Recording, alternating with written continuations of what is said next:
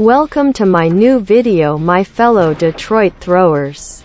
While the new Siege video is still in the making, I thought it would be good to switch to a new series.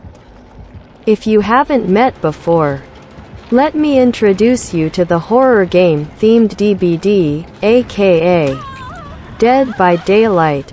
I'm happy to start this kind of content since there is not a well-known person who shoots griefing content in this game. It is played as 4 vs 1 multiplayer, with 4 survivors and 1 killer. While the survivors try to survive by escaping from random maps, the killers try to sacrifice them by hanging them on hooks. Although it differs from the Siege in topics of DBD, the situations it went to are exactly the same. This game is also not given enough attention and the community is ignored. Also, the player base is a disgrace. I suffer a lot, especially when playing solo survivor.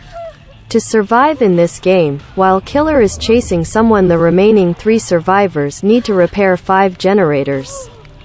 But not every game works like that. Here is the problem anyway. Do you say those who hide during the whole game or those who only look for chests? Do you think they are useless other than hook rescue? Never mind. I mean, if I just try and I can't win the game, normally I can't enjoy the game. Enjoying the games is the only reason I play them, and I will always follow this path no matter what. Also, the path I'm on will be a lesson to my garbage teammates, and they will get what they deserve and they will cry. So in any case, I will have fun. I would like to share my tricks with you if you wish. Of course, you have to find them first. There are many perks in the game that allow you to find your teammates, but the Bond perk of the survivor named Dwight I recommend. It's an invaluable perk for me as it allows you to find them even if they are hidden from a distance, except lockers. Lockers protect survivors who enter inside from aura reading. The Any Means Necessary perk of a survivor named Yui. This perk helps you to lift a dropped pallet again. Let me explain how this perk will be useful to you. From a dropped pallet, survivors can vault very quickly, but killers can simply break the pallet instead. Most killers don't want to break the pallets right away, as this would be a waste of time for them. Of course, there are a few exceptions to this. While you are lifting the dropped pallet, you can prevent other survivors who are being chased from using the pallet to get to the other side. This can drive them really mad. You should also need to heal often. Most killers focus on injured survivors. That's why you shouldn't walk around while injured.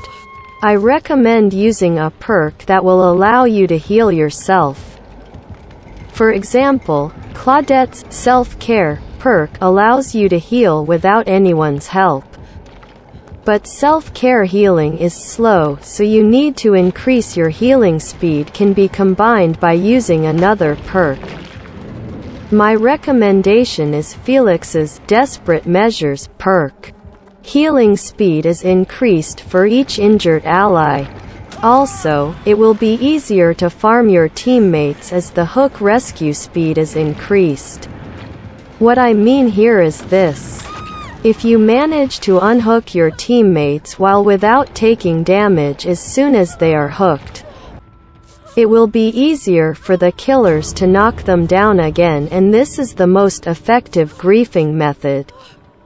This method is also called killer farming and is pretty toxic. Also, your goal must be to piss off the killer. You should do teabag and flashlight clicking as much as you can. If the trolling is two-sided, you need to keep the balance. For example, if you go towards your teammates who have doing gens while the killer is chasing you, you will also sabotage their progress. Also, feel free to waste pallets while chasing. If you do well in the chase, the killer may not want to chase you again. So the killer will spend more time with your teammates. Now that you've learned the art of trolling at DBD, it's time to practice and improve what you've learned.